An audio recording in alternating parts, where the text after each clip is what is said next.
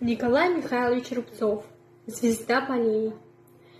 Звезда полей, во мгле заледенелой, остановившись, смотрит в полынью.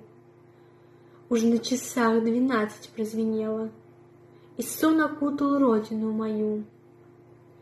Звезда полей в минуты потрясений. Я вспоминал, как тихо за холмом она горит над золотом осенним, она горит над зимним серебром.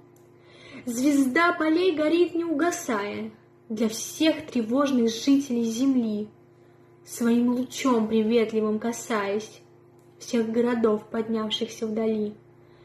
Но только здесь, во мгле заледенелой, она восходит ярче и полней, и счастлив я, пока на свете белом горит, горит звезда моих полей.